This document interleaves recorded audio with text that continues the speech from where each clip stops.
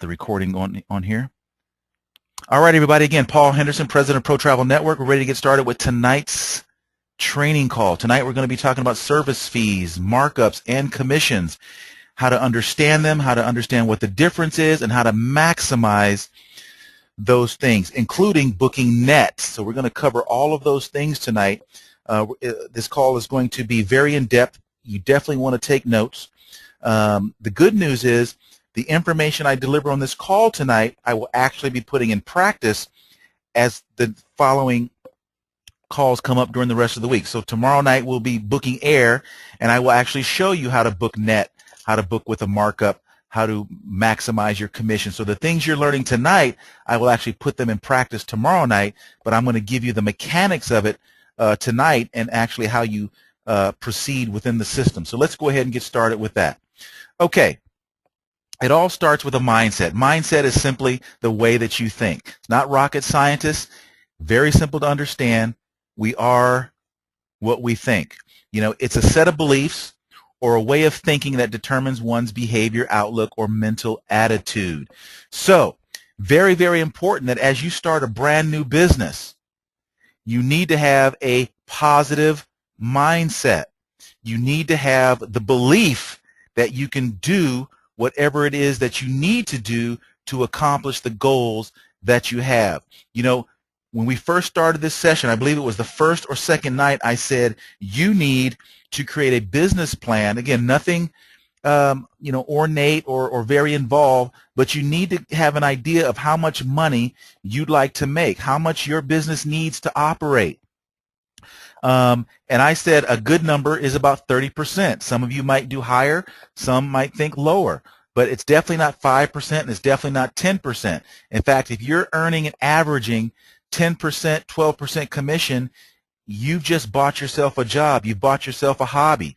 Doesn't mean that you're not generating income, but you could be generating so much more. I mean, imagine if you're averaging 10% commission. And then you have your split with Pro Travel, but let's just base it on the total commission percentage, 10%. If you bump that up to 30%, you're now making 3 times the money every single month. And guess what? You don't have to charge the client 3 times the money. Let me say that again. You can earn 3 times the money, but you don't have to charge the client 3 times the money. The key is believing that you can absolutely do that. That's really the key. The key is believing that you're going to succeed. The key is believing that you're the expert. You're the one that books travel every day. To assume that a client is expert is nothing more than a playing out of what we call a negative mindset. A negative mindset. See, a negative mindset is something that we have, and we've developed it over many, many, many years. I mean many years. It starts when we're small, starts when we're young. And it really starts from a lack of belief in who we are, or what we can do, and it comes from the people around us. It comes from other people who work really hard but can't quite make it, always complaining, never able to really get over, watching our parents work, a good job, work hard, complain about not getting promotions, afraid to start a business. I use the word hate, and when I say hate, I don't mean literally hate, but being a hater, meaning that, when you see somebody that does well, there's a tendency to have negative feelings or thoughts. That person must have cheated. That person must have done something wrong. That person, you see somebody driving down the street in a nice Mercedes, and the first thing you think is, he could have gave some of that money to charity. What a waste of money. You're judging someone's success, or you've watched other people do it, and all of these things sink in, and you become that same thing. You develop a posture that, you can no longer achieve those things that you believed that you could before you got out of high school. I mean, think about it. When we were in high school, every one of us, am I right, thought that we were going to own everything. We were going to rule the world. We were going to be able to travel. We were going to be able to take care of our kids. We were going to be able to have the big house. We're going to have money. We're going to have the best relationship. You know, everything was just going to be perfect. What happened? What happened? Well, what happened was is life. Life is what happened. Okay? Life is what happened. Life got in the way. Life got in the way. But guess what? That doesn't matter. That really doesn't matter. You can still have success. You just need to work on that, what we call negative mindset. And you can absolutely do that, but it takes time. It takes time. It's not something that's just going to go away.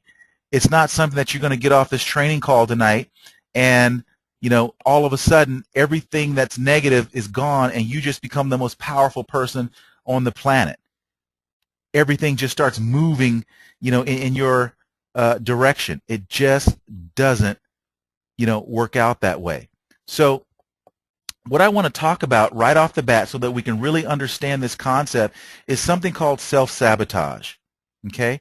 Something called self-sabotage. Self-sabotage occurs when your subconscious mind accepts a powerful negative thought. You have fear. I can't do this. Paul said 30%. I could never do that.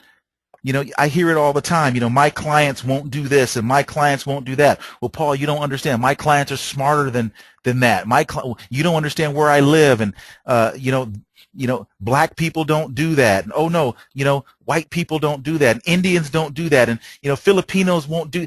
And it's just a bunch of crap. What it is you're making excuses to divert attention away from your lack of ability to perform the things that you need to perform. And the sad part about self-sabotage is your mind accepts it because it actually makes you feel more comfortable. See, when you have a negative mindset and you try to do positive things, things will automatically happen that make you go, see, I was right. I knew it. I knew I couldn't. You know? Things go, and you wonder why that happens. It's because you're putting off the vibe. You'll even have customers that seemingly just won't go the way you want to go because just in your mindset, your body language, the way you talk, there's no confidence there. You don't just say, all right, your price, and that's going to be $49.89, and how are you going to pay for that? You can't even do that because you have such fear. What if they say no? So you have a serious lack of faith. You're worried about things that may go wrong before they go wrong. Obsessing with things you can't control, creating virtual obstacles. And again, self-sabotage is so powerful because it's trying to equalize the way that you feel anyway deep inside. You know, we just looked at this slide here, you know, why that happens. Well, the reason it happens is because that iceberg right there is your subconscious. The negativity is under the water. That's who you are, under the water, controlling every aspect of your life, controls all of your bodily functions, controls your self-image, your personality, all of those things, regulates your heart. I mean, your brain is powerful. The conscious part is just the part on top. So the part on top, here's a presentation from Paul Henderson. You just read a good, powerful book. You just, you know, read your Bible. I mean, all these powerful things are coming in from the conscious. But if you don't take time to force it down into that subconscious, it only takes one event, one negative thing to just send you back the way that is more comfortable. You know, we know this to be true. And 10, 20, 30, 40 years of negative input doesn't go away right away. So what you have to do is you have to begin to work on it. You have to start reading positive things. You have to take the trainings. When you get tired and I don't feel like getting on this training, get on it anyway. Turn off the TV. Stop watching Bachelor Pad and The Bachelorette. You know, I'm talking to my wife right now. You know, and watch something else. Watch Discovery Channel. Watch something that's you're going to learn something. Watch, you know, I like that show, sometimes Shark, whatever, where you got those guys who have money, they're venture capitalists, and people are presenting their ideas. That's a powerful show. Granted, it's for entertainment, but it teaches you about business, and some people make it, some people don't. It's just a great show. So start reading and doing positive things, because a lot of times these shows are just garbage. Just garbage. It's not even real life. What happened to the Waltons? I don't know. But anyway, I don't, I like watching movies. I give you that. But, all these shows and these reality shows, it's just garbage. You should be taking that time and learning, building that positive. Get a good book about business and sales and marketing, and start really learning. And what that will do over time, you start taking that in, and guess what? Your subconscious will start becoming more and more positive. As it becomes more positive, you accept positive things easier. And when negative things happen, it's easier for you to say, no, I'm not letting that thought in. I can do this. I can do that. Okay? Instead of making excuses. And that's all they are, excuses. How long does it take to get your mindset changed from the way you think now to the way that you need to think? It doesn't matter how long it takes. It's going to take as long as it takes, as long as you're working on it. Your thoughts become your habits, and your habits become your results. So here's the question. How many of you actually ask the client for more money? I already know the answer. It's proven in the averages that you have. I could go in and I could pull a report and show you guys right now, but,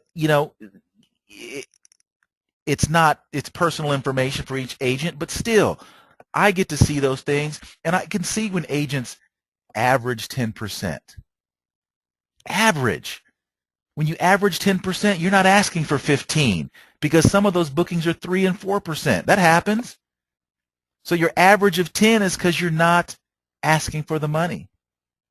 You see, in the office, if Jessica averages 20% on a bad month, that still means, by definition, she's making a lot more than that on some bookings, and she's making less on some bookings. What does that tell me? It tells me that she's asking for all the money, but taking what she gets. But when I see people whose average is 8% and 9% and 10%, they're not asking for anything, because that's what the supplier pays. The supplier is going to pay you 8%, 10%. Hotels pay you 10%. So if you're averaging 12, what are you doing? Carnival Cruise Lines pays you 16%. So if you don't have a mindset for success, just being honest, you're buying yourself a job. You just went out and you bought yourself your own job. Nothing wrong with that. But I'm training you how to do more. I'm not putting anybody down. If that's the way you want to run your business and you think you're being successful and you feel good about it, you're building your client base, I'm okay with that. But look how much more. In fact, let's not talk about how much more. Look how much money you leave on the table. Because here's the definition. Here's the definition of a sale. When the client says yes. It doesn't matter where they say yes. It is a win-win at whatever point the client says yes. So if you ask that same client and added another $300 or $400 to it, and the client says yes, at that moment, it's a win-win. The client is just as happy. I want you guys to write this down. There's no such thing as happy. There's no such thing as super happy.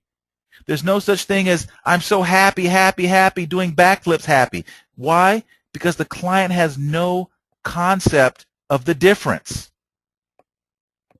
When I buy my shirt at the store, wherever I say yes, it's as happy as I'm ever going to get. See, and that comes from a confidence of selling, that I can quote a price to you. I can mark that price up based on value, based on my service, based on what I need to make. And guess what? I can say it with such confidence that you feel good about it. That's what a great salesperson does. Again, you need to develop a positive mindset to do those things. It's not your clients.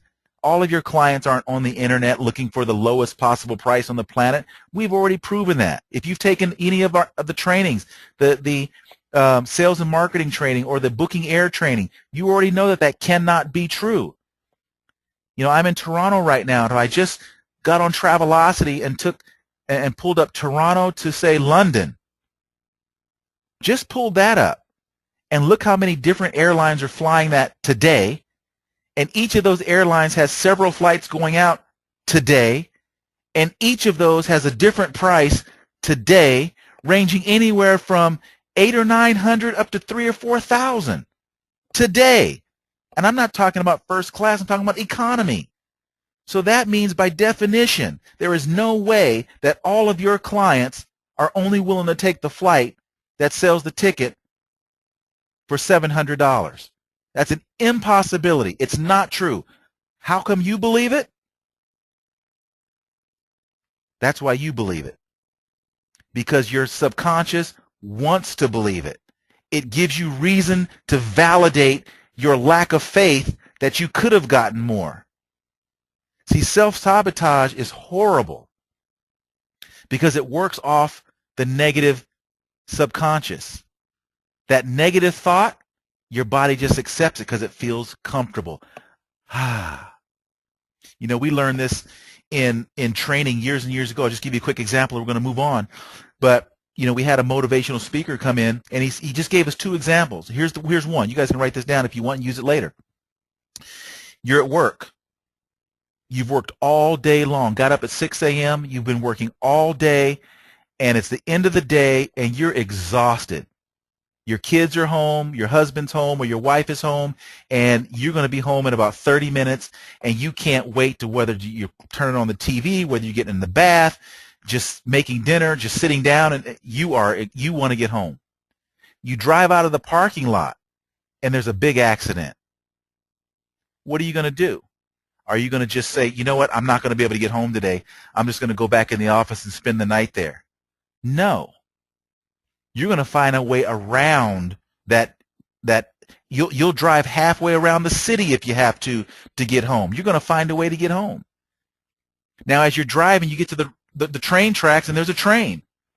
And it's long. You don't know how long it is, and it just sits. It's not moving. At some point, you're going to turn around, you're going to go around, you're going to find a way around because you want to go home. Nothing is going to stop you from getting home. See, that's the mindset that you need to have. You've got a mission. There's a certain amount of money you need to make. There's a place you want to go in your business. And that's where I'm going. And any obstacle that gets in my way, I'm simply going to find a way around it to get to where I need to go. The opposite of that is you take a golfer who maybe is just an average golfer. Now, I'm not a golfer, so I don't know what average is. Let's just say he shoots 100. I don't know. And this guy shoots 100 all the time. That's just what he does. It could be bowling. And you bowl a 90 or you bowl a 120 every single time, right? That's who you are. One day you go to the lane, and on the first 5 frames, you've got all strikes. The first 5 frames, you got all strikes. Everybody's clapping. They're excited. You're going, wow, this is totally unbelievable. I'm so excited. Somebody looks over and says, man, keep on going. What if you get a 300? And all of a sudden, you start thinking so negative, there's no way I'm going to get a 300. I can't even believe I'm doing this. I am so far out of where I should be. You're excited, but at the same time, everything in your subconscious starts working on you. And you know what you're going to end up at the end of this? You're going to end up with a 120. You might get a 130. You will trip. You will fall. The ball's going to get heavy. Your fingers are going to start hurting. Your body will force you to not, it's not going to allow you to do something it's not comfortable with. See, the body doesn't like to change. You know why it's tough to lose weight? Because the body doesn't want to lose weight. Things in motion tend to want to stay in motion. Things that are stagnant tend to want to stay stagnant. If you've got a negative mindset, it doesn't want to be positive. You have to work on it. So these things I'm telling you tonight about bumping your commission, you need to just do it. Stop saying you can't and do it. Success or failure. Top 5 reasons salespeople fail. This is the last slide for this, and we're going to move on. In fact, this is more in the sales and marketing training, but I'll just bring this up. Buyers have a plan. Salespeople don't. You're just winging it. You're taking whatever they throw at you. If they offer you a booking where you can make $8, let's do it. If they offer you a booking where you can't book it, you'll search heaven and earth to find a supplier that'll help you make this booking, and it's just a waste of time. It's not even worth the booking. You waste time with people who aren't even buying because you're reaching, you're hoping, you're not selling. You're not focused on your plan. Too much focus on the price. Too much focus on the price, not enough focus on building value and relationship. We talked about that.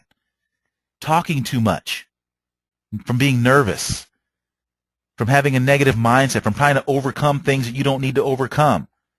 Just being too talkative, talking right over the sale. Client sat there and said, okay, and you just kept talking. You kept bringing up other things, and the client finally says, that's interesting. I'm glad you mentioned that. I'll think about it. And he had already told you, I'm in. I'm ready to go. And, of course, failing to get a commitment. Again, a negative mindset, afraid to ask for the business. Well, I think he'd tell me if he was ready to buy it. No, that's why you get paid. We're salespeople, not order takers. We have to ask for the business. It's what we do. Okay? So I hope everybody got a lot out of that, little intro there. And we're going to immediately now go right to the website, and we are going to talk about the mechanics of booking travel and earn what we call commissions, markup, and service fees. So here's what I want to do. I am going to pull up a Word document, and I'm just going to type here so everybody can see nice and big. Let me just expand my letters here. Let's go nice and big so everybody can see it. All right, we'll go bold. All right, let's start with commission. Everybody write this down. Commission equals overpayment to supplier. Okay? A commission is nothing more than an overpayment to the supplier. Paul, what does that mean? That means they didn't need that much money.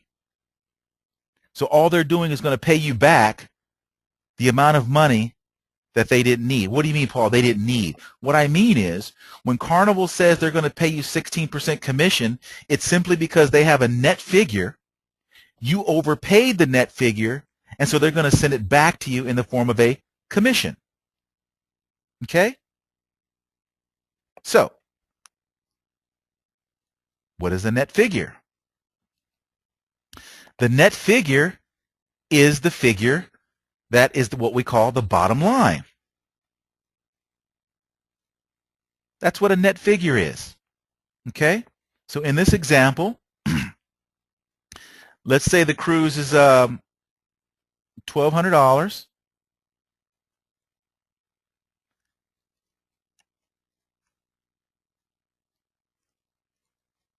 That's the retail price.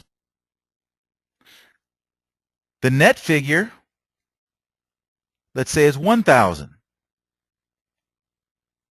So when your client pays Carnival $1,200, they've overpaid it by $200. That then comes back to you in commission. Okay? Simple to understand.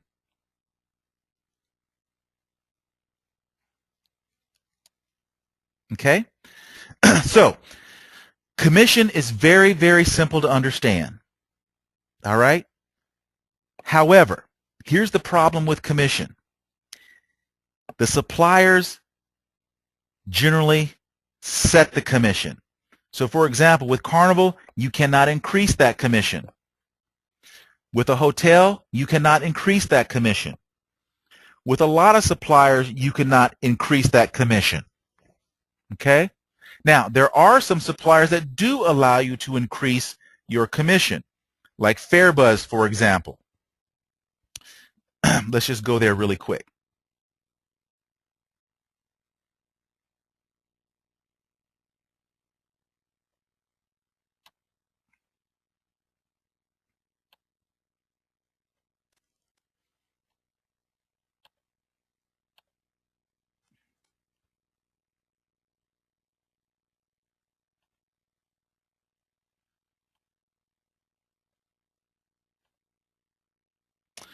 All right, I'm on Fairbuzz. All of their bookings are what we can call net. That just simply means we add our commission. Now, they might use terms like markup or something like that, but I want you guys to understand, anytime it comes from the supplier, it is a commission. It is not an actual markup. So let's just watch this. So I'm booking a flight, or I'm checking the pricing on a flight.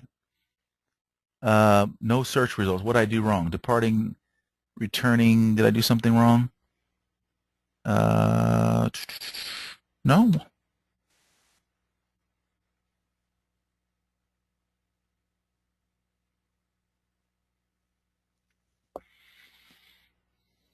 That's weird.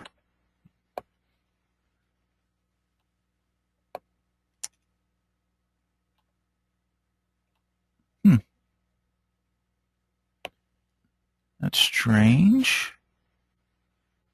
The dates are right.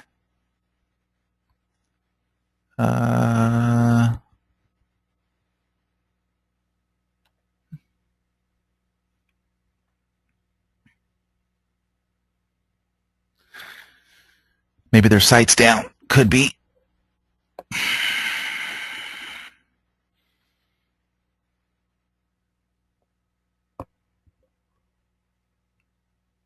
Okay, yeah, I'm not sure why that other search didn't take. But anyway, so here's a flight here, Fresno to Toronto. All right, $596. But just in Fairbuzz alone, you can do this with Travelocity, Orbitz, Expedia, whatever. Fairbuzz isn't going to show all the fares, but just in this alone, you see you've got flights from $597 all the way to $777, from $597 up to $831. WestJet is the highest.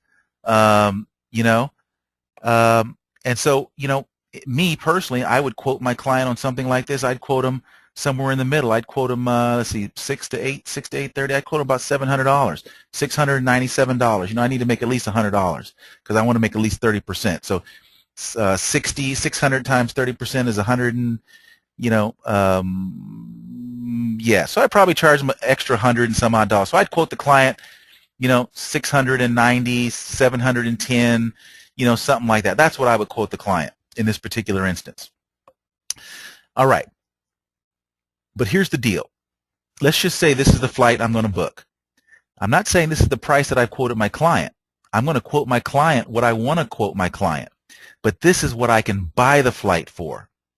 So when I go ahead and quote my client, I then click on book it. Okay. And it takes me to the booking screen, and then what I do is go ahead and put the client's name and information in up here. I scroll down here to the bottom, and you see where it says add your commission per passenger. It's already got $40 in there because we put 10% in anyway, because you need to make at least 10% minimum. But I'm going to increase it because I want to make a little bit more than I want to make 30%. So I'm going to increase this from 40 to 80. So I'm going to at least make 20% on this flight. No, I'm going to make 30% on this flight. Now again, it's all based on whether your client says yes or not. So there's my price, $676. So what I've done is I've added additional commission to this. Some suppliers will allow you to do this. It's called supplier markup, or adding supplier commission, or setting your own commission. You can absolutely do this. Okay? Then if your client says yes to $676.50, all you do is enter the client's credit card information in there, their billing address information, your name as the booking agent, and you click book it. And that flight is booked at $676.50. Done. And you just made $120 on this air ticket just like that. Now, a lot of you on this call are afraid to quote your clients $676, and that's sad. Because see, I can still quote my client $676, and if he doesn't want to pay $676, he's going to tell me. He's going to tell me, well, Paul, why would he tell you? Because I've already worked the sales process. I've already built relationship, and guess what? I actually have a commitment. And that commitment says that if I can get this flight in his budget, if I can get him on the right dates and get him in the right seat and get his baggage included or whatever the if I could, would you is, he's going to book it from me. So when I quote him $676, if he says, you know what, I didn't want to pay that much, I was thinking more like $650, guess what? I can either say, well, you know what, these flights are changing. I just looked and there's flights, even WestJet has flights for $871, and they're the low price carrier. So, I mean, I've got a really good deal here that I think we need to go ahead and book it. He might just say, okay, go ahead and do it. Why? Because I have that confidence. He didn't shake me just because of what he said. I want to sell it for $120. Or I might say, well, you know what? Let me just go back. Can you hold on a second? Let me just go back and just check something. I know WestJet, and they're the low price leader. They had it at $871, and so I had I'm really getting a special deal on this just to beat that. But let me just see what I can do. You know what? What if I can do it for $665, or I think I might be able to do it for that. One of Jessica's favorites is, were you going to use a Visa or MasterCard? Because sometimes I have special codes that allow me to get a discount if you use Visa. And people know that, right? And so she uses that as her excuse to maybe discount it an extra $10 or something. And next thing you know, the booking's made. The booking's made. See, when you quote and you leave yourself room, you always have room to negotiate. And that is a very powerful, powerful thing that we all need to understand and learn. I'm going to write this down. Many clients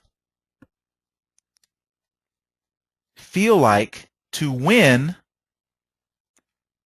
they must get a discount. Are you that kind of person? That in order for you to feel like you got a good deal, you have to feel like you got them to come down something. If they won't throw in the floor mats, you're not taking it, because you need to feel like you negotiated. You need to feel like you just didn't say okay to whatever they said. And a lot of you're quoting and you don't understand why the customer didn't book it, because you got the lowest price known to man. You're not making any money on it. It's the lowest price around. Nobody can beat that price, and the client still says no. Well, you know why he's saying no? Because he doesn't feel like he got the best deal. So let me start over and make sure that we start this entire process with this hypothesis, which is not a hypothesis because it's a fact. So we're going to start with this assumption. The best deal is the deal the client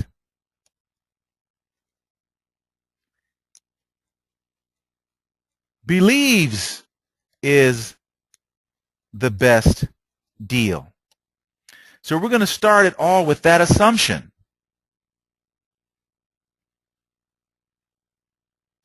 That the client believes the best deal is the deal he believes in, because that's how it works.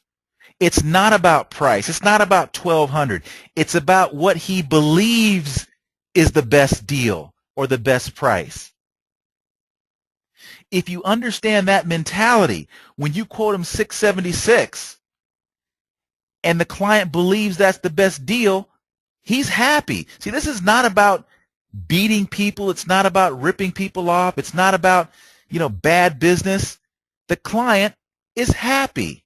Just like you were happy when you bought your shoes, and you were happy when you bought that milk, and you were happy when you bought that insurance, and you were happy when you bought that car. There were probably places you could have got it cheaper if you decided to spend more time researching and doing all that stuff. But it didn't matter. You didn't want to do it. You didn't do it. Doesn't matter what the reason is. At the moment that you said okay, it was the best deal possible, or you would not have taken it. That's what we need to focus on. So again, the best deal is wherever the client believes the best deal is. And a lot of that has to do with your confidence level. So this is a commission. You added commission to it. Now, you made the booking. Now you simply go in and you invoice this. Okay? So I'm going to quickly run over to invoice, and then we'll come back and do some more. All right, so let me just go over. Let me pull up the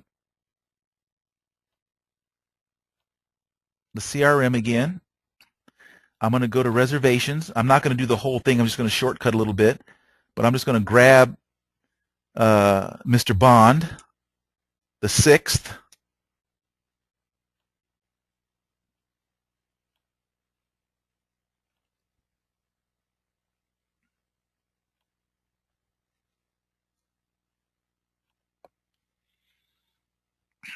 Okay, let's go with Ben Bond, not James, Ben. Let's see. So what we're going to do here is we're going to add a new booking. And let's just say we go to air. Okay. Now, you'd put all this information in. You already know that, so we're not going to cover that. We'll cover that in the next calls. But we're going to go right down to the bottom to the basic information. So what I'm going to do is I'm going to go back to my FairBuzz page, and I see that I have a total of $521.50. It's going to be my base, 521.50. The commission is going to be 120.14. Now, I did not put that in PTN markup because it's not a markup. It's a commission. Anytime the supplier is going to send you money, no matter how you calculate it, whether you added it, whether you added additional, as long as the ultimate money is coming from the supplier because you overpaid them, because you're going to pay them $676, they're going to send you back $120. You put it in the supplier commission box. Okay? Goes right here. It does not go here. Okay? It goes in the commission box. All right? So now you just need to put in your taxes, $155.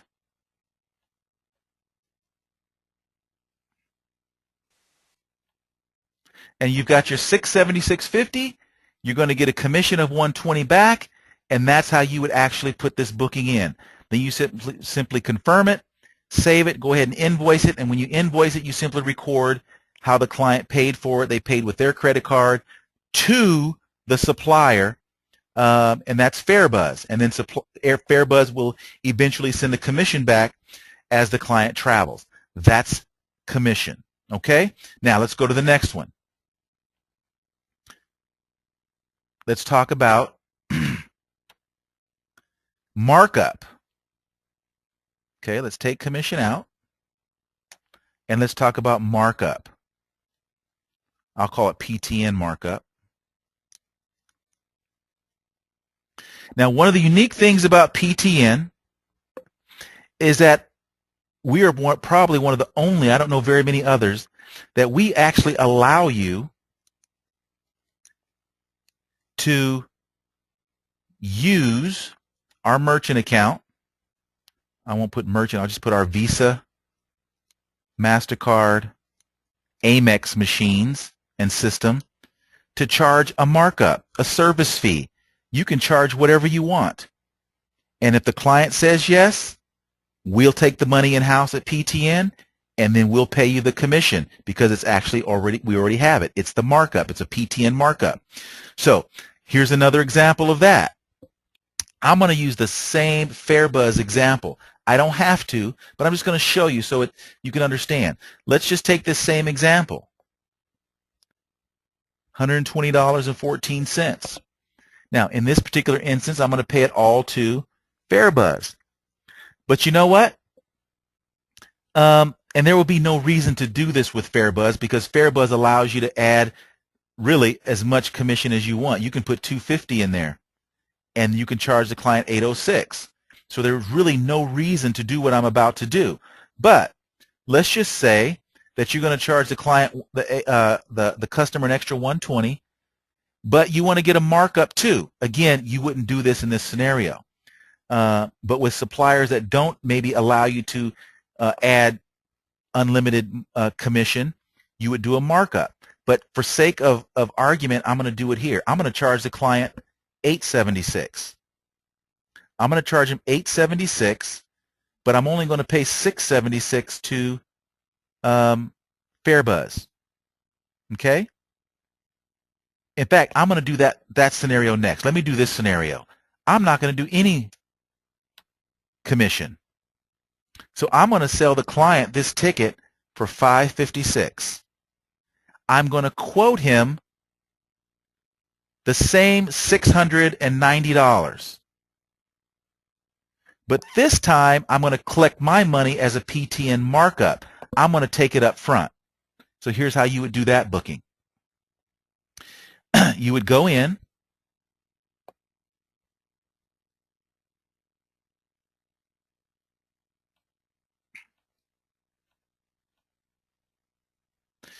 and this time, you would put the $200 in the markup. There's no commission coming back because you're not overpaying the supplier. All the commission is being collected by Pro Travel. Okay? So in this case, you would add the $200 there, and so your total invoice would be this. So you would back that out. I think I said, what, 120 or whatever it was?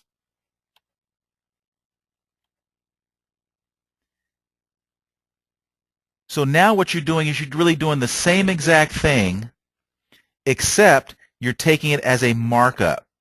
So what would happen in this particular scenario is that when you invoice it, you're going to invoice it all to Pro Travel. The numbers will be ultimately exactly the same. Nothing really changes.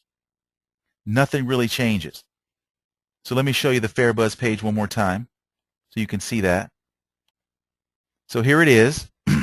So the base price without me putting a commission in is now $401.36. So the base would be $401.36 because I'm not putting any commission in. See, when I'm on the FairBuzz page and I add commission, notice how the base goes up. See that? They're just including it in the base. It's just extra money. So they're collecting markup, but when you do it through the supplier, it's called commission. When you do it through us, we call it markup. Okay? Hope everybody's getting this. Then I add my 120, and there's the price. It's still the same price. The difference is that when I save this and invoice it, I need to make sure I pay Pro Travel the money. Okay? And what you would do is you would actually call Jessica, because when you go to do that, you have to put a code in, and we have to go and say, okay, so you're making an extra $120, okay, and so we're going to take $676 in-house, and then what we do is we then pay FairBuzz the $401 plus the tax. So we then net FairBuzz. So Pro Travel takes the client's money for $676. We then pay FairBuzz their $556, which is their net, and keep the difference. The difference is your money. Okay? So the difference between commission and markup is simply how you collect the money, whether it's coming through Pro Travel or whether it's going to the supplier. You're limited when it goes to the supplier. It's unlimited with Pro Travel. If you want to charge somebody $1,000 extra, you can do it. If you want to charge them $2,000 extra, you can do it. Now, it's all based on percentages. You wouldn't charge somebody $2,000 extra for a $500 ticket. So again, We're trying to stay within that 20, 25, 30% range, 35%. Granted, though, we've had agents who have charged a client $1,000 for a $500 ticket. Well, why? Well, I'm going to show you why, so that you guys understand fully what you're able to do and why.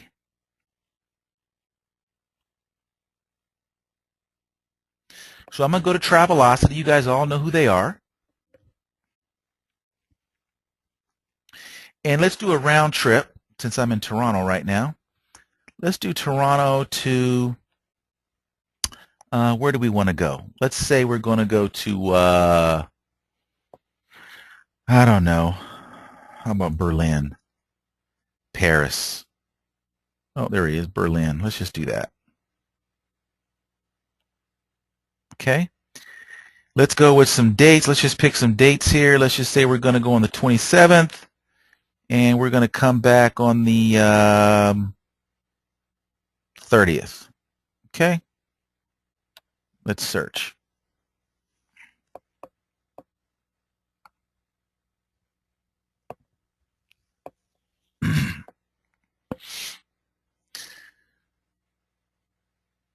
Now, this is, any of you can do this. And this is great training right here. This is, if you open your mind, this is great training for you.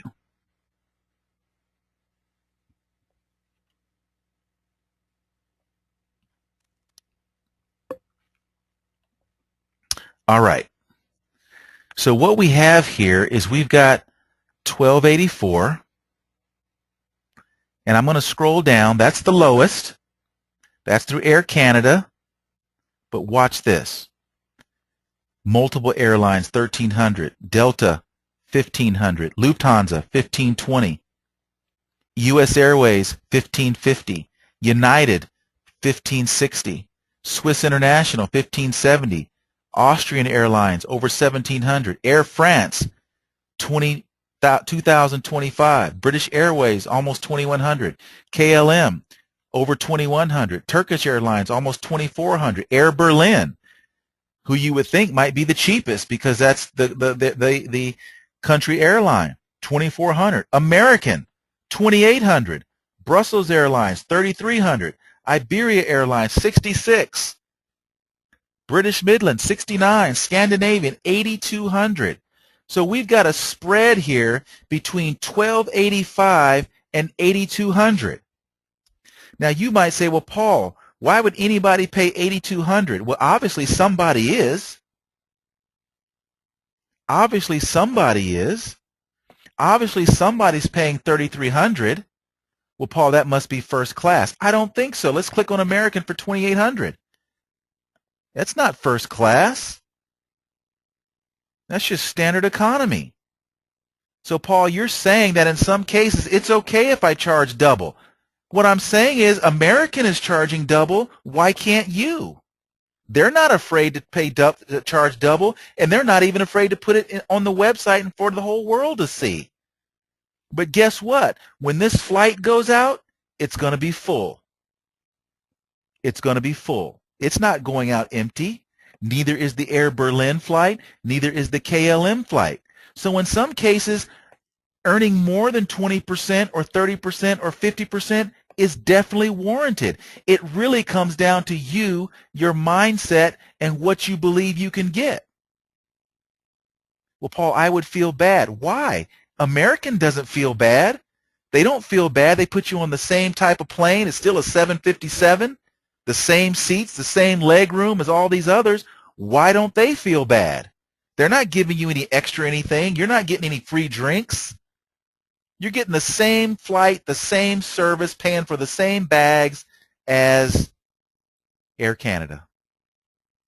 And if I did another search, Air Canada would be the highest and American might be the lowest. It just fluctuates. It makes no difference. So when you're afraid to ask for money, it's in your head. It's not the client. You're never going to convince me it's the client. It's you. When you need us to find other suppliers to help you do this, do that, It's not the supplier, it's you. You're booking at wholesale. The reason that you need this and that because you're booking at wholesale. You need to book retail. Get your heights up. Get your thoughts up. Make some money. Okay? So in this particular scenario, I might quote the client $2,900.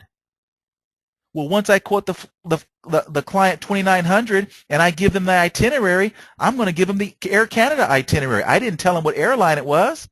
They say, okay, I'll take it. Then I go in and I book the Air Canada on FareBuzz at $1,200, and I make myself a $1,600 commission. Anybody have a problem with that? Or is it okay if American makes an extra $1,600? You see, that's how you book travel. You're aware.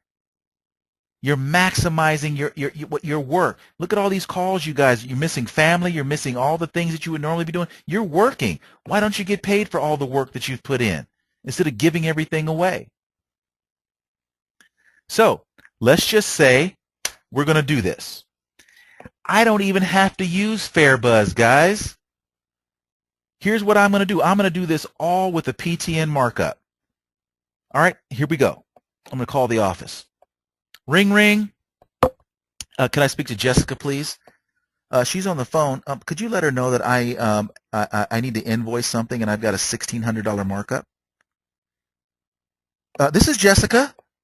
She comes on the phone right away. Somebody just passes her the message. How can we help you? How are we going to collect this $1,600? Well, my client said yes. They're willing to pay $2,769, and I've given the itinerary for the Air Canada flight.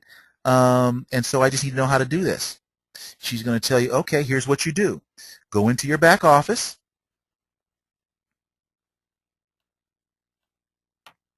Go ahead and put it in. You're going to go on Air Canada as a supplier, or she might tell you to just use PTN as the supplier, but that's up to her. She'll help you with that. Go ahead and put in the information. When you get down to the bottom, after you put all the segments in, simply type in the base. What's the base? Okay, the base is the amount that we have to pay Air Canada. So let's find out what it is.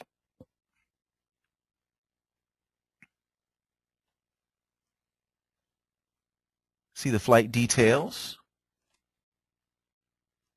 Okay, you really don't have to worry about tax. It's not a big deal. So it's $1,284.90. If you want to take an extra second, it's always good to put the tax in, though. So let me just go do that. I'm not going to shortcut. That's bad. That's bad on my part. Let me go ahead and click on that. If we click tax and everything.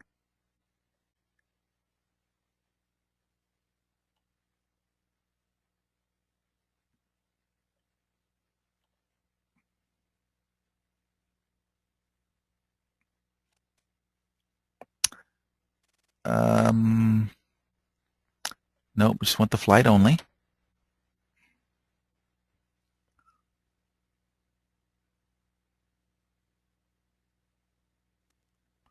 Okay, giving me the details. All right, so what I'm booking is $622.90 is tax, and that's probably because we're flying international. Taxes are high, so $692, something like that, and the base is $680 something. Let's say I'm not going to go back, and I charge the client $2,800, so I need to add an extra 16. So let's go 1,600. Whoop, that's a little too much. I charge them, let's say, an extra $1,458.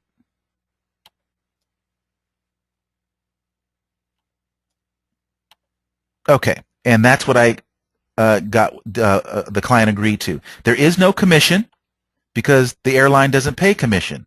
So let me zero that out. Okay, there's my booking. Okay, so I'm going to charge the client $2,800. We're going to pay that all to ProTravel. ProTravel is going to take the client's credit card, and we're either going to, and then we will pay the net to the supplier, and we're going to keep the $1,458 in-house, and that is right down here your commission. So now you've made a $1,400 commission on a flight that's $1,200. And guess what? Americans doing it, the other airlines are doing it. Why not you do it? Okay? Very simple to do. It's markup. So now you click here. You go to invoice it. Now, because it's a PTN markup, you have to, the money needs to come through Pro Travel. So there's a code Jessica gives you. So when you go to invoice this, you simply enter in that code and it allows it to process through. Very, very simple. So that's how you do a PTN markup. And you can do a markup on anything. Hotels, flights, rental cars, vacation packages. Doesn't make any difference. You can do markups on cruises. You can do all kinds of markups. Okay? So I'm going to stop right there, and I just want to take some questions. So I know you guys probably have lots of questions, so let me just take a few questions, and then we'll go ahead and finish up with the call.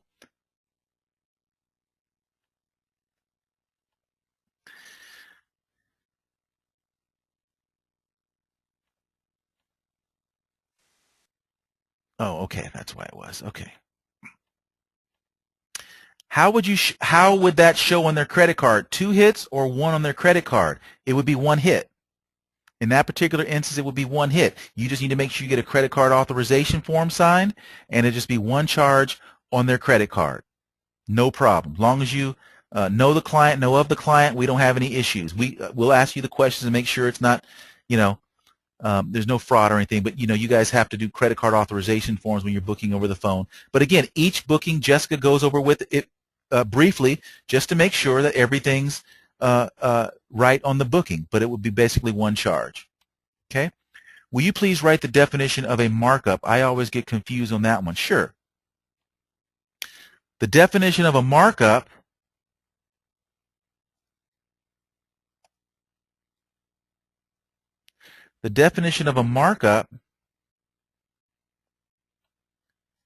is added commission via PTN. Okay? And it's unlimited. Now, here's the great thing about PTN markup. It's opaque. You guys know what that means? Haven't used that word for a while. Invisible. Client doesn't even know it's a markup. He just knows the price that you quoted him. He has no idea what markup is or how much it is. Just like when you ladies go and buy clothes at the 50% off Macy's sale. You just assume that it's a sale. You're paying markup. You don't see it. You just pay the total price. When we go to a restaurant and we sit down and we order that $20 steak, $18 steak, guess what? It's opaque. It's opaque. That steak didn't cost $18. That steak cost maybe $3 or $4 when they buy in that kind of bulk. You're paying $18 for a $3 or $4 steak. But nobody's telling you, hey, the steak is $4 and the markup on that steak is $12. Nobody tells you that. You just get the bill and you sign it. Okay? It's opaque. That's the great thing about markups. Nobody knows it exists other than you. If the client says yes, you collect it. Okay? So markup is extremely powerful. And the reason it's powerful is you can use it on any booking type. You can use it on any booking type. Amazing. I mean, it really is. Being able to use markup and the agents that use it, I mean, their commission are far higher than those that don't. I mean, many times higher. It's not even close. It's not even close. So let me just pull something really quick.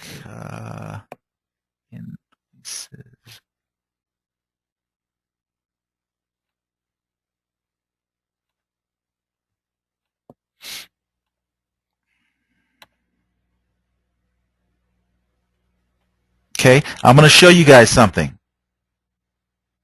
Now, this is privileged information, but I want to show you something. I want you to look at this report. This is the PTN office. Okay? This is the PTN office, Fresno office. Look in the last column on the right. Now, don't worry, Jessica doesn't actually get commission. She makes less than that. And she's going to be mad that you guys know that. She doesn't collect commission. She generates far more in commissions than she takes home. But that's part of being the owner, right? But I want you guys to look at this. She averages this month, just in travel that she books, almost 24%.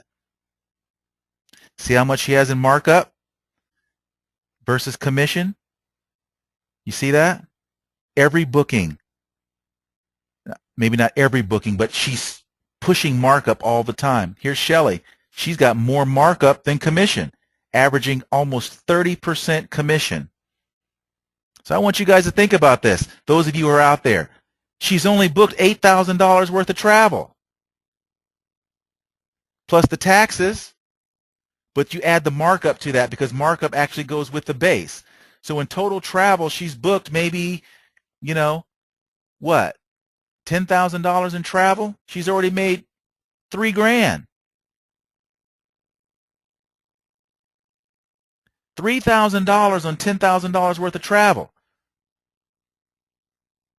on 5 bookings. This is not every once in a while. This is what they do every month. You know why they do this every month? Because I'm sitting there every month. Jessica's there every month, training them, working with them.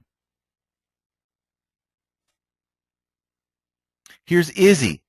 She's a brand new agent. She's only been with us 3 months.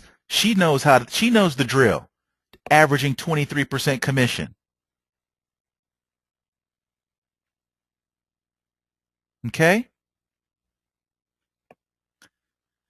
Now Alex's are low because this is charter bus stuff and it's a different scenario. It's just a tiny commission there. Those bookings don't really count. But I'm just saying the people that are actually booking, look at those commissions.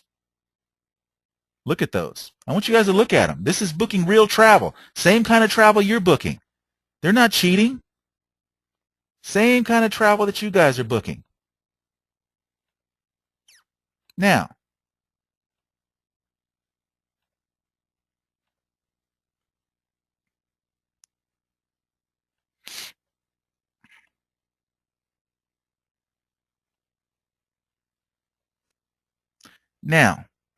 I want another month, just so you can see.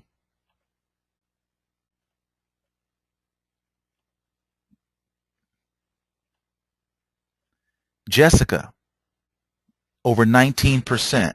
Shelly, 25%. Izzy, 26%.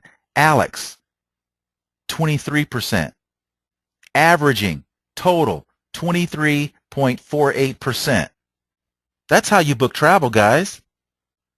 That's how you book travel. If you're averaging 12%, you're not booking travel. You're in the business, but you're not really in the business. This is the business. And guess what? Each one of them is booking the same clients you get. The same type of clients. Rich, poor, all types of different travel. The great thing about this, Shelly, to average 25, that means some of these bookings are bigger than 25. Would you agree? Let's take a look. Activities. Let's see. $92 commission on a $200 trip. Airfare, straight air, 34%. Airfare, a $200 base ticket, she made $250 markup, 49% commission. Now here's a cruise, 9.5% commission. Not sure who that was booked through. Another cruise.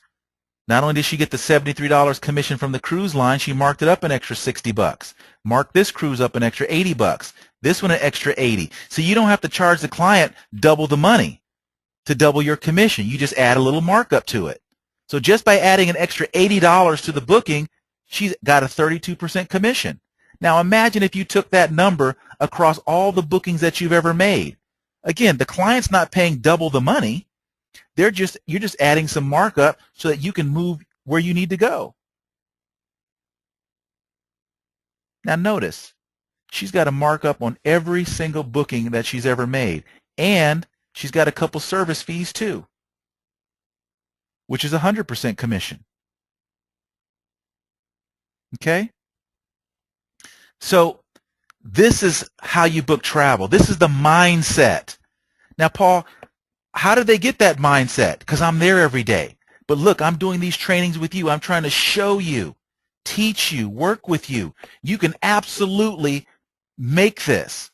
There are some of you, you book somebody on a cruise and the cruise is $3,000. Why wouldn't you just charge $31.99? Do you actually think the client's going to say no because you add an extra $180 to it on a $3,000 cruise? They're not even going to know the difference. It doesn't even matter. But guess what? That $180 added to your $400 commission now gives you a commission of $580. So you went from a 16% commission to a 24% commission just by adding a little markup.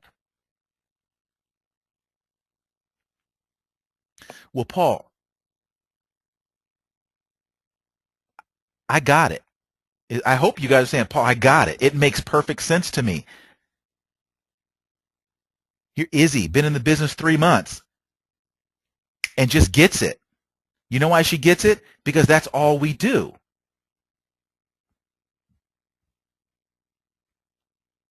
Doesn't even think of doing it any other way. All right, let's take some questions. I think you should I think you should WestJet as this example because we cannot add a markup to their price. Says who? I'm going to go book a WestJet right now. Let's just do that right now. Let's pull up WestJet.com. Now, for sake of argument, I'm just going on the travel site because I don't know the access code for the agent's booking site, but you guys have it. If I went in here, if I went to the Canadian agent side, let me do that. And I go to air. And I access the air page.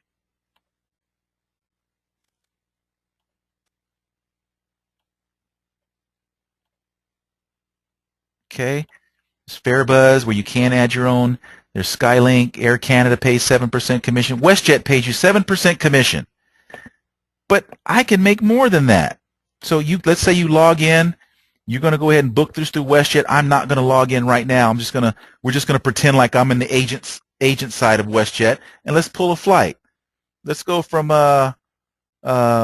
YYZ to what's Vancouver? Is it VAN or I forgot what Vancouver is? YVR. Okay, let's do that. Or to the Caribbean. It doesn't make any difference. One adult. And let's see what we got.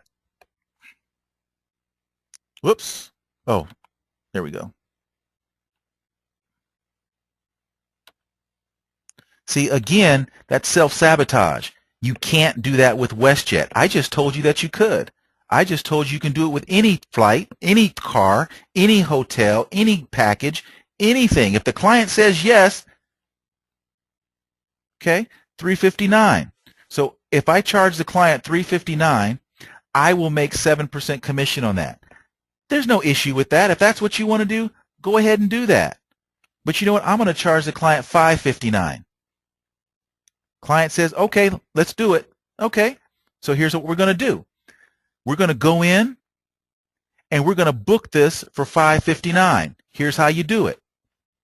Ring, ring. Hi, Jessica. It's me. It's Paul.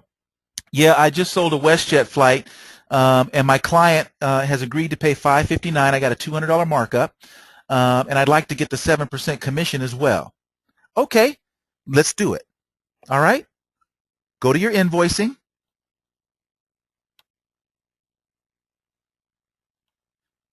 Go to your invoicing as soon as I find it here. Okay, and what you're going to do is go ahead and put your invoice in.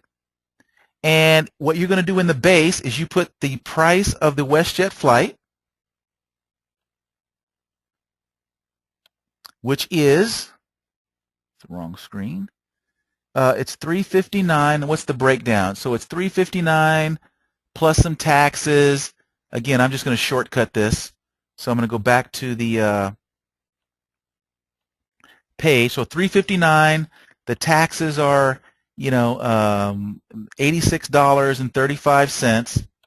And then I've got a $200 markup. Okay, and she's going to say that's how you're going to do it. Great. Okay, she's going to say go ahead and invoice that. Go to the next screen. Okay, and then I'm going to give you a special code. So you click Save an Invoice. Now I can't do it because I haven't finished. I didn't fill everything in, but it's going to take me to the next page. And what I'm going to do is I'm going to make a payment to PTN. And I'm going to pay PTN with Jessica's approval. We charge the customer's credit card. We collect the $200 markup, and then we use our credit card and we pay WestJet their net, which is the amount that they need. So we're going to pay WestJet the $359 or actually the $467, whatever it is. And I'm still going to get 7% commission. So she's going to remind me that when you were there, you forgot to put your 7% commission. 7% of $359 is like what, 26 bucks? Something like that. So you're going to get your $200 markup, and WestJet's still going to send you a commission of $26. So now you're going to get a total commission of $226. You can do a PTN markup on anything, and you can still get the commission if the supplier has a commission on it. All right? So let me go back to the questions.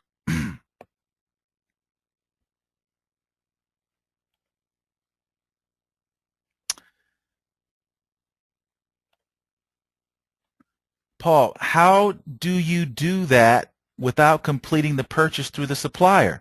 I guess I'm asking, how do you pay PTN but still close the purchase with the supplier?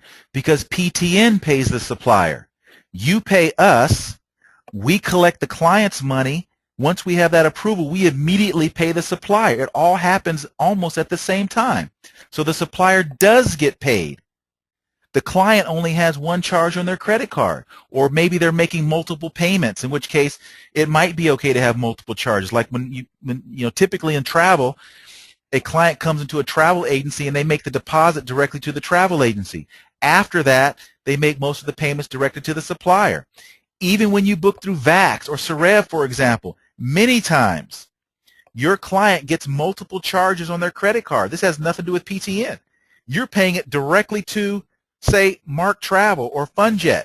Then FunJet takes the customer's credit card and they pay a little bit to American Airlines. They pay some to the resort, and they might pay some to the company doing the transfers. So in travel, it is not an unusual thing for clients to have multiple charges on their credit card. You just have to let them know that.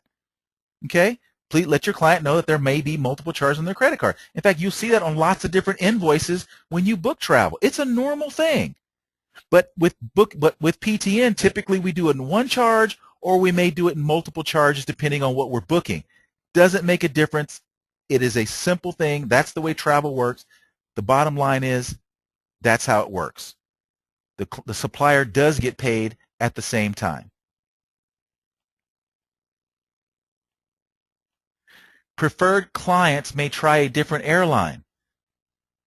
Okay, so I can't quite read the name there because it's cut off, but here's what I'm going to say. Somebody said preferred clients may try a different airline. Let me go back. Let me go back because there's something you missed.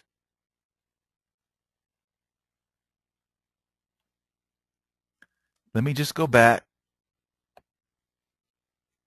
because you missed something. And bring it back up to get everybody back on track. The person that just said that, that's where you're at. Why even say something like that? I just proved to you beyond a shadow of a doubt that not only is it done, it's easy to do, and people are doing it every single day. To even say, well, my preferred clients or preferred, what does that mean? We book preferred clients every day and make lots of money on them. We make money off preferred clients, not preferred clients, with preferred suppliers, not preferred suppliers, because we don't have a negative mindset. There's nothing in our minds that says, well, this client might not. If they might not, we'll just wait till that happens. See, self-sabotage is a powerful thing. Even while we're on the call, it's still there and prevents you, literally prevents you. Did I say that? Literally prevents you from doing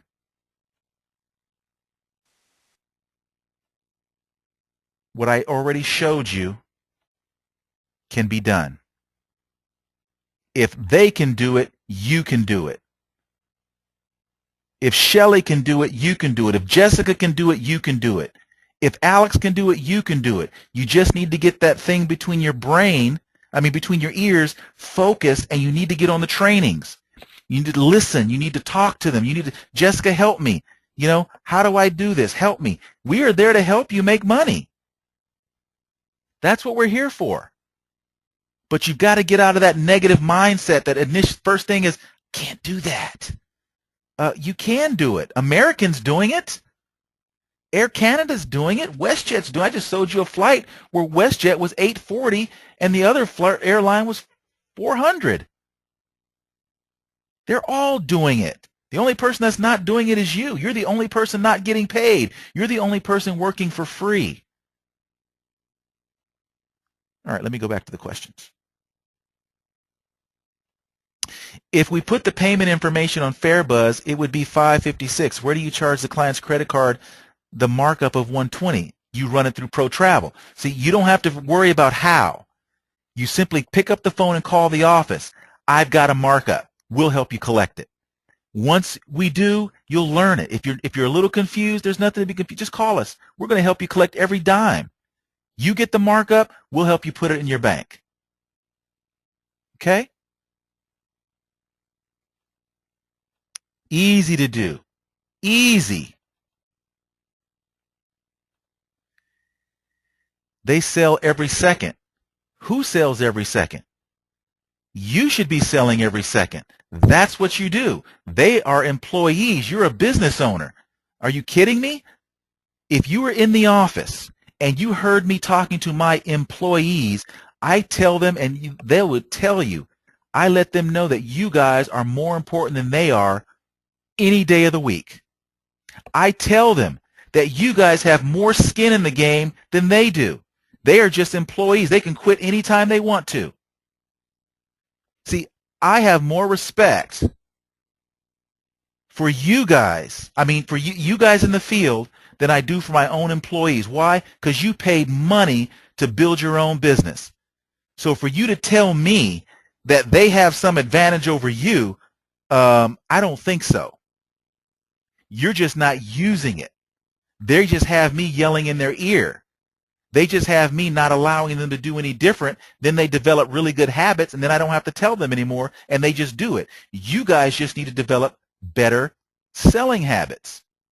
This is not just this call, guys. This goes back to the first call, starting your business, focusing on what you need to shoot for, learning the marketing, learning the sales skills, building value, getting commitments. It all ties in. If you're doing those things, you can sell for whatever you want to sell. You're building that kind of value.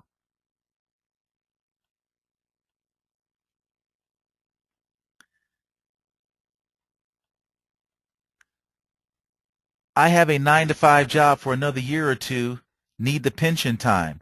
So now can I do this after PT and hours, which is when I would be doing my PT and business? You can do it whenever you want. That's up to you. I'm not sure. Everybody does it. It's your business. You can work it as fast or as slow as you want to. Paul, could you do a air booking using Sarev and show how a commission would work or markup? I just did that. It's the same process. If I went to Sarev and I added a markup in Sarev, then it's a supplier commission. I'm just adding additional markup or commission, supplier. So Sarev or whoever the supplier is will send me the commission. That's not PTN markup. That's just you're setting your own commission. A markup is when you pull the money through Pro Travel and scoop up as much as you want. You can still do both. You can book a flight through Sarev, put a markup, they might cap you, and you can still get extra by running the money through Pro Travel. I'm just simply letting you guys know that you can use markup to make as much money as you need. Well, Paul, why is markup important? Here's why markup is important. Because it is the only way to get your business at a 30% profit margin. It's the only way. But guess what? That's what everybody does. What do you think the guy who owns the laundromat? What do you think the guy who owns the liquor store? What do you think the guy that owns the gas station? These are all small business owners. They had a desire to own something and run a business. That gas is marked up. That milk is marked up. You're paying a markup on laundry. Do you think he actually takes the laundry down and does your laundry for net cost? Are you kidding? He needs to make 30, 40%. We covered that on the previous calls. We even went on the web to find out what the gurus say you have to average in gross profit margin to build a successful business. It's 25 to 35%. So if you got an average of 10%, the question is, what are you doing? I know what you're doing, but you've got to ask yourself the question, what am I doing? I need to be at 30%. The problem is, and we covered this on day one, remember? In the travel industry, suppliers treat you as employees. Not just employees, minimum wage employees. Because they know that you've been taught and trained or have not been taught or trained, whatever the case may be, to accept the minimum. You'll book a hotel for 10% and think you actually did something. You'll book a cruise for 16% commission and feel like you really did something. You'll book that vacation package. You'll make 8%. The flight is published. You won't make any money on that. You'll make an 8% commission and feel good about it. Feel like you really accomplished something. The suppliers treat you like employees. Pro Travel, Paul Henderson tries to treat you, even my employees, like business owners. You can ask them, does Paul have the business owner talk with you every single day? I realize you're an employee, but since you're on commission, I want you to treat it like a business. See, they're on commission. They get paid on commission, just like you do. See, my employees are different because I treat them as if they're business owners. I still have more respect for you guys because you guys pay, but they have taken that next step. See? Suppliers treat you as employees. I won't be treated like an employee by Carnival Cruise Lines. See, Carnival's not my partner. I put a client on Carnival, and 3 weeks later, Carnival's sending them emails trying to get them to book, and they don't even put my name on the email. They know where they got the client from. Does that make sense? So I need to make some extra money so I can do the same marketing. How are you going to market with 16% commission? See, Carnival's not making 16% commission on that cabin. I guarantee you they're making 30, 40, 50%. You actually think it costs $1,000 to put somebody in a cabin? You know the amount of bulk they're paying for that food? Do you see the profits that they're making? Millions? I think Carnival last year or last quarter, how many millions of dollars did they make? And they're paying you 16%. Come on. Hilton's paying you 10%, and really, it's your fault because you're treating your business like you're an employee of the supplier, not like you actually started a business that requires you to generate a certain amount of profit margin so that you can not only make a good living for yourself, but you can put some money away in savings. You can buy some things. You can invest back into your business, just like they do. All right.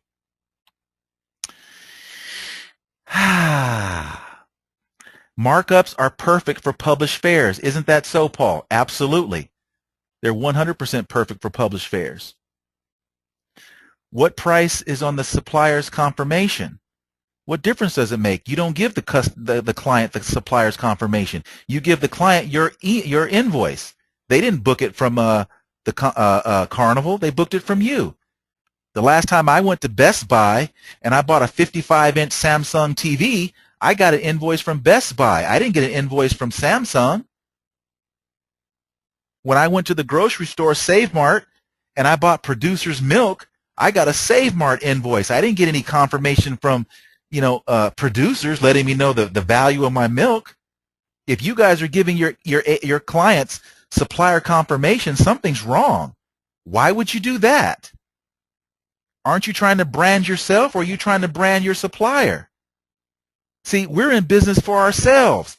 That's why if you notice on my Facebook page, I don't ever bring up supplier information. If I see a neat story from a supplier, I cut it out, but I don't put any links to any supplier. I don't want my clients going directly to Carnival. I don't want them going to Apple. I don't want them going anywhere. The PTN invoice with the itinerary is the only piece of paper your clients need until they get their documents for travel. Then they can get something from the supplier. Period. Again, if you're not doing it that way, who taught you that? Where did you learn that? You didn't learn it from me. You didn't learn it from Jessica. You certainly didn't learn it from any of our employees, because they don't do that.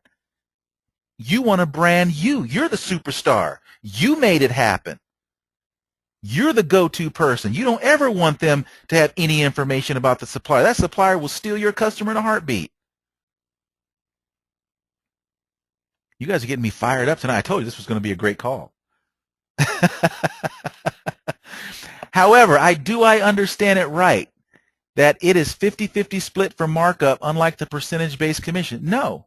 You earn the same commission split on markups, service fees, whatever. So why wouldn't you do it? We don't take any more money. It's the same. You earn the same. Okay?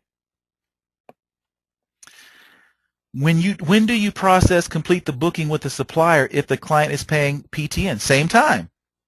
Client pays us, we immediately pay the supplier. If the client pays with a check, we drop the check in the bank, give it a couple days to clear, we pay the supplier. Simple. We know all the tricks. We work with suppliers every day, and they're not tricks. That's just the way you do business. Okay? We just simply pay the supplier net. We do it all the time. In fact, in the office, we pay more net than we do retail. What does that mean, Paul? That means 8 times out of 10, we pay the supplier with our company credit card, and we take the customer's cash in-house because we're marking up everything. So we have to. Most of you are doing it opposite. That's why you're not generating any real income. If we have a credit card authorization form signed by the client or whoever is paying the booking, do we still require a photocopy front and back of the particular credit card? Generally speaking, yes, especially on flights because there's no cancellation or whatnot. You need to have that. But why wouldn't you? You want to make sure that the client's signature matches their driver's license. You don't want to take chance. You should have that on all bookings anyway. Because even if you book directly through the supplier, if there's any fraud and that booking cancels, you're still liable for it. Pro Travel's still liable for it. So that's why I don't understand. Why would you give them a supplier confirmation? Pro Travel's liable for those bookings, not the supplier. Supplier just pushes it off on us and tries to charge us back.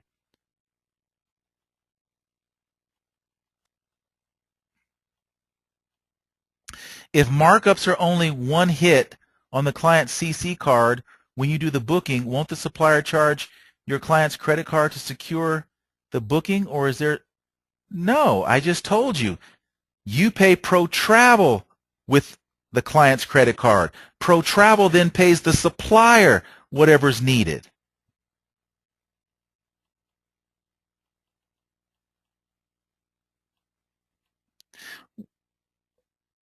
What if the client says they've been onto the airline website and found a lower fare? Hold on. Let me go back. Let me pull this up again, and let's talk about the what ifs. What if it rains tomorrow? What if my flight's delayed? What if I can't make it back home to Fresno? What if my daughter gets in an accident? I mean, what are we doing? This is not the way positive people think. We don't think about what ifs. I just showed you how agents are able to earn 30% commission average month after month after month, and your only question is, what if? See, that's self-sabotage. Lack of faith, worrying about what may go wrong before it goes wrong, and obsession with things you can't control, creating virtual obstacles. See, it's that negative mindset that you have because you don't believe you can do it. Stop with the lack of faith. You can do it. Just do it. Well, Paul, what happens if a client? If he does, we deal with it at that moment. What you'll find is that very few actually do that. If they had all the information off the web, why'd they call you? See, it doesn't even make sense. And guess what? If they do call you on it, guess what? Like I said, you can always come down. You can always say, well, you know what? Let me go back and look. You know what? You're right. That wasn't there. WestJet does have, or Air Canada is a little bit. The itinerary is different. It's easy. It's not a big deal. It's not a big deal. So you're going to cost yourself how many thousands of dollars because of the one what if that may never even happen. That may never, ever happen.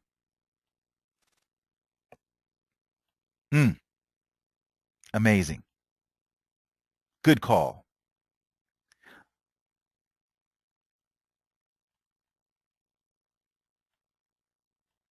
Does the office then log in the supplier website to complete the booking when we want to do a PTN booking? Yes, we basically complete it for you. Yep. Yep. In fact, we do it right then and there on the spot, and you know we're going to do it the right way. Can a client use multiple credit cards for their payments? Yes. It has nothing to do with it.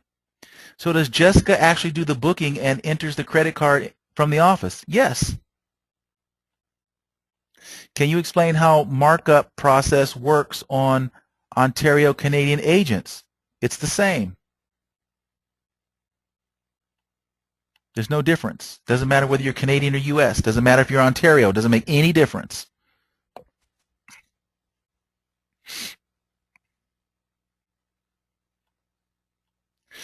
Can you quote, book, then invoice later? You can quote anytime you want to, but you book an invoice at the same time. Okay? Get that? You can quote as often as you want. A quote doesn't mean anything. It's just you giving out numbers. But when the client actually gives you money, it needs to be booked and invoiced right then and there. Okay? Now, Jessica doesn't actually invoice for you. She just goes ahead and makes the supplier payment for you, and as soon as that supplier payment's made, you go ahead and invoice it just like you normally would, just like the client paid for it. It's the same thing. It's just that you would say client paid Pro Travel, but Jessica actually walks you through that process. So what happens is she simply gives you a special code that you enter in while you're invoicing it, and then and that's it. So it's really simple. To pay for the flight with the supplier to finish the booking, I would include Jessica to book it. Yes.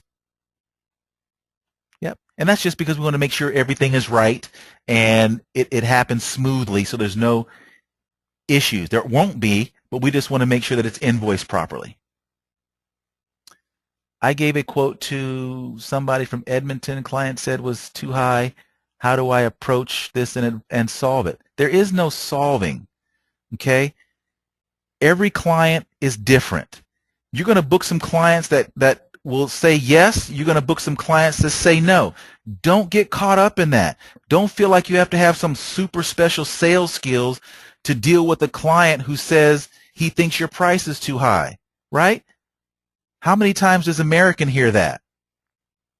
How many times does, Best Buy hear that? How many times does Circuit City hear that? How many times does a restaurant hear that? That's just part of being in business.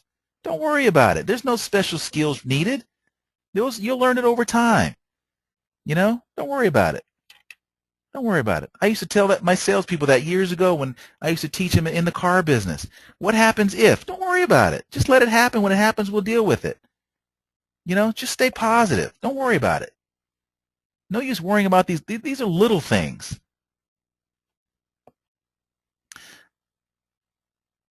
All right, let me just get to some I haven't answered. I'm at the markup. I can't do that if the PTN office isn't open. Sure you can. Sure you can. What? It needs to be booked right then and there? I mean, we're open, every day. 9, 10 hours. Client says yes to the booking. Just wait. And in the morning, we'll get it done. Well, what if the flight changes? Again, there you go with the what ifs. Don't worry about it. We'll get it done. We'll get it done. If you got a markup, there's extra money anyway. Okay? When PTN collects markup, do we get paid immediately or we have to wait? You still have to wait until the client travels. That doesn't change because the client can always charge back. The client can always cancel. Okay? Those issues don't change. It doesn't change the dynamics of how bookings work. It just changes how you can earn more money per booking. How do we do markups after hours if you have to call in after hours? Just wait till the next morning. It's not a big deal. Not a big deal. How early can we call Jessica? When the office opens. You guys are bringing this up like this is such a big deal. Let's get some first. Poor Jessica. Jessica, she's on the call right now. Honey, you're going to have to be up at 4 o'clock every morning waiting for somebody to call. You know what happened? Nobody's going to call. Let's go ahead and let's do it first. You get the money. We'll make sure we're there to help you collect it. You don't have to worry about us. Thank you for this training. It is generous of you because what I am learning is applicable to every other area of my life where I generate income for my living. It is so simple and practical. You're right. That is the best comment all night because it's so true. What I'm telling you guys is just life. I'm just telling you life. Paul, are the markups that we charge our clients what is paid directly to us? It's the same percentage split. Nothing else changes. It's just a way that you earn more money. We don't take any extra money out of it. When I start, I will definitely make all my payments via PTN because I must build my business and make a profit. I am just so happy to be a part of this organization. Well, thank you. That was very nice. Airfare has to be paid at booking. So how does that work if I cannot get a hold of Jessica? Airfare is not going to change in 5 hours. You don't have to worry about it. Again, worrying about stuff that may or may not happen. If the client needs to be booked right this second, what's going to change in a few hours? If you've got a markup, let's collect the markup. If you're scared that the price might change, go ahead and book it without the markup. What have you lost? Nothing. That's what you were doing anyway, right? So again, we're worried about things that may not happen, okay? Let me go back and show you guys something. I want to show you guys this real quick. You see this? You see the kind of markups they're doing at the home office? We're not open at 10 o'clock at night. Clients call them at 8 o'clock at night. Hey, I'm ready to book it. They just do it the next morning. They can't take markups without being in the office and Jessica approving it. Okay? But look at their commissions. They're not worried about it. It's not a big deal. Not a big deal. Well, Paul, the price might change in 5 minutes. Then book it. If that's the way you feel, book it. I wouldn't worry about it, though. Because, again, this is an overview, an average. This is not one booking. Let's say that on this one booking right here, Shelly could not get the markup. She had to book it right now, couldn't get a hold of Jessica, and just couldn't happen. So what? So she doesn't get a markup on that one. But it's not about the one, see? She gets markup on all of her bookings. Okay? Don't worry about it. This is a habit. This is what we want you to do. You're not gonna get it all the time. Some clients are gonna say no. Some are gonna say yes. But we're building good habits. I must admit that I am guilty of not charging service fees for my work. So in essence, I am working for free. But I need to turn that around so it can give you some words of wisdom as to what I should now start saying to my clients when they are always bargain shoppers and looking on the website for prices, then calling me. I just told you that that's not true. That's in your head. That's in your head. That's what you think. That's what you've convinced yourself of because of a negative mindset. And I don't think I can. Do you think that your clients are different from our clients? Are your clients different from Jessica's clients? Or are our clients all low IQ clients? Right? Everybody that books from Shelley has a low IQ. They have big knots on their head, right? Right? Forehead sticking out, eyebrow runs together, right? No. They're all the same clients. Diverse, different backgrounds, different demographics. It's not the client, it's you. See, the only thing that we can really put our finger on that actually is congruent is us. We're the one that's different in the equation. Okay? Should Canadian agents call Jessica, or will there be someone to call at the Toronto office to process? No, it'll be Jessica. Jessica is the only one that processes markups. So the next question is going to be, what if she gets overwhelmed with markups? We'd love for that to happen, but, I'm training. You guys are excited. Let's see it happen. Will these trainings calls be taped and available for later? I missed a couple. Yes, they will. And I want you guys to know, I am not negative. I am excited. I know sometimes I talk a little, sometimes you have positive reinforcement and negative reinforcement. They can both be good, but I want you to make sure you understand, I want you to be positive. I want you to do it. I just use sometimes a little vernacular to show you that, just because you may not be doing it, now you want to do it, but you're still leaning into that negativity saying, well, what if, what if, what if? If you're ready to do it, let's just start doing it. Just do it. Go get a pair of Nikes and just look at them. Just do it.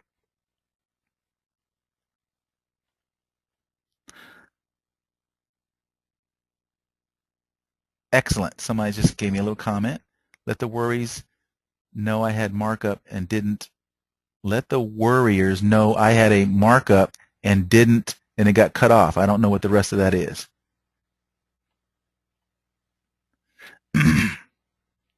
And they're not really warriors. This is not negative.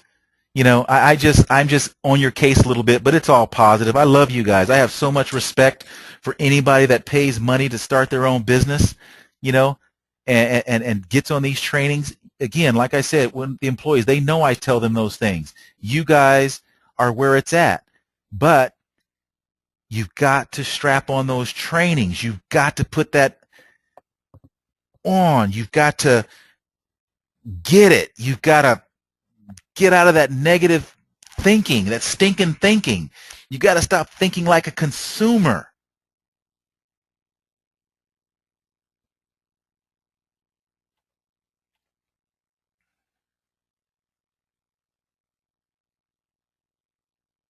Let the Warriors know I called in a markup 5 days later and it wasn't a problem. It was my markup.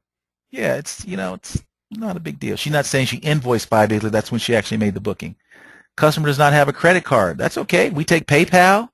Okay. We take money orders, Western Union. They can go down to the 7-Eleven and get a money order. You don't need a credit card. Lots of ways to pay. And guess what? If a customer doesn't have a credit card, he's already used to paying all those other ways.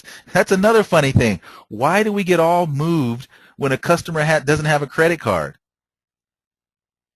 They find a way to pay every other bill by getting a money order, getting a prepaid card, doing Western Union, going and using PayPal. That's not a big deal.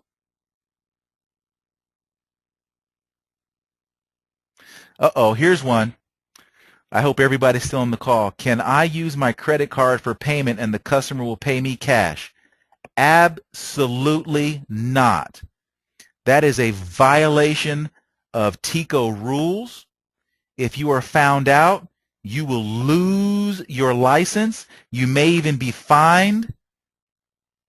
That is a no-no.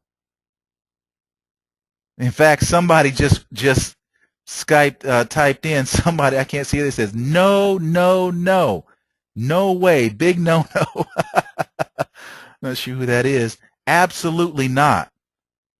That client needs to go get a money order, paid to the supplier or paid to Pro Travel or a check, or they need to go or get a prepaid credit card. Monies can only go to Pro Travel or the supplier. You cannot take money and then use your credit card. Absolutely not. Absolutely not. Paul, you are doing a great job. It is good to push us a little harder, see those markups from head office. It's good because you guys know we know what we're talking about. We're not just telling you stuff to do that we don't do. This is what we do. You see it with your own eyes. We're not talking about 12%. We're averaging in the 20 plus, always pushing towards that 30%. So you've got some good people at the office working with you, training you, holding your hand, whatever we have to do to help you. Airfare has to be paid at booking, so how does Jessica? Okay, we already talked about that. Can you save a quote, pay with? Yes, you can. You can save any kind of quote. Show us the top agents for last month. Well, you know what? I won't do that because that's really not appropriate on this call. I do that on the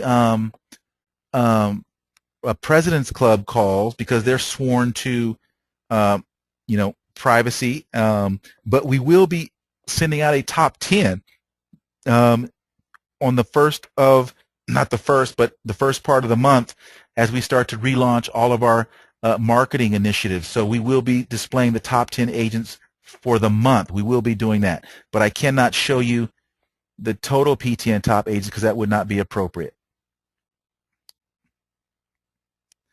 This is good. So good, Paul. Thank you. I appreciate that. If we book app, okay, we got that. All right, guys, that's it. I want to thank each and every one of you for taking the time to get on the call. Tomorrow night, the calls turn to the booking calls, booking air, booking hotels, booking, and so I will have plenty of time to cover a little bit more of this, a little bit of the CRM profiles, about me, different things like that. The calls going for the rest of the sessions will only be about somewhere between 30 and 45 minutes max. This is the end of the long calls because there's the other calls are much simpler. But these calls just have a lot of mindset in them. I have to give a lot of examples, show you a lot of different things, prove to you that what I'm saying is accurate, not because I say it, but because the information's out there, and I hope you understand that. But one last thing, I hope you guys understand that Pro Travel Network, myself, the office, we really believe in you, but more than any other entity out there, you guys should know that we believe in sales. We need you to learn sales skills. We need you to learn marketing skills. That's what's going to keep you in the business. Just learning how to book air and learning how to book a cruise, you know, I always tease, I say a monkey could learn how to do that, but you're going to fall out of the business. If the business doesn't pay you, if you don't see some nice juicy checks coming in, come on, how long are you going to stay with this? If every customer seems to give you flack and you can't get over it, how long are you going to stay with this? So you need to get your mindset. You need to learn how to sell. You need to learn how to market so that as you build your business, you build it from a strong foundation. The other stuff is simple. The other stuff is simple, but you got to have it upstairs first. If you got that, you can sell anything. I always say a great positive salesperson can sell anything. And that's what I'm more concerned with. Let's make you strong salespeople, and travel just happens to be the best product on the face of the planet. You guys all agree with that, right? All right. I will see you guys tomorrow night. Thank you so much for staying with me for these very long trainings. Again, the one starting tomorrow, 30 to 45 minutes, and we'll be gone. Just giving you the basics of how to book air, how to book cruises, how to book hotels, and then do some quick Q&A. All right, everybody. Everybody have a great night. Thank you so much. And I just sent out an e-blast.